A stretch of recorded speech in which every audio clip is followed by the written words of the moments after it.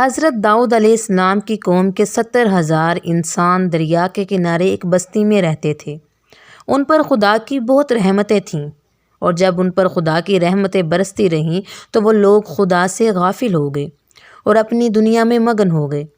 اللہ نے حضرت داؤد علیہ السلام کی قوم پر ہفتے کے دن کا ادب لازم قرار دیا اور حکم دیا کہ اتوار سے جمعے تک مچھلیاں پکڑنی ہیں، مگر ہفتے کو مچھلیاں نہیں پکڑنی۔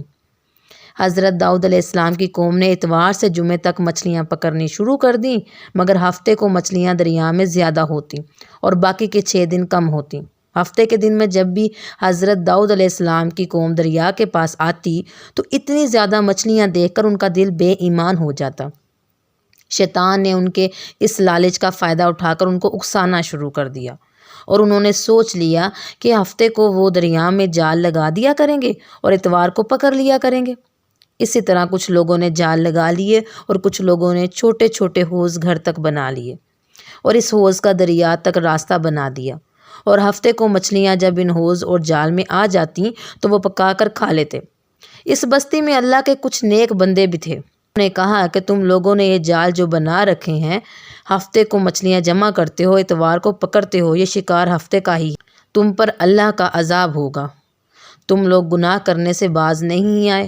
وہ لوگ ہنسنے لگے اور کہنے لگے، ہماری جو مرضی ہم وہ کریں گے۔ اس بستی میں 3 قسم کے گروہ تھے، ایک وہ جو اس گناہ کی شروعات کر چکے تھے، اور دوسرے وہ جو ان کی اصلاح کرتے تھے، اور تیسرے وہ جو اللہ سے ڈرتے تھے۔ جن کو اللہ کا خوف تھا انہوں نے سوچ لیا تھا کہ وہ ان کے ساتھ نہیں رہیں گے۔ انہوں نے بستی کے درمیان میں اینٹوں سے دیوار بنانا شروع کر دی اور اس بستی کو 2 حصوں میں تقسیم کر دیا۔ ایک طرف وہ لوگ تھے جن کو اللہ کا ڈر تھا، اور دوسرے وہ جو اللہ کے ڈر سے بے خوف ہو چکے تھے اور گناہ کرتے جا رہے تھے، اور رات رات اللہ نے ان پر عذاب نازل کر دیا اور وہ بندر بن گئے۔ صبح جب اللہ کے نیک بندے سو کے اٹھے اور ان کو دیوار کے پار سے کوئی آواز بلند ہوتی نظر نہ آئی تو انہوں نے دیوار پر چڑھ کر دیکھا تو سب کے سب بندر بن گئے تھے۔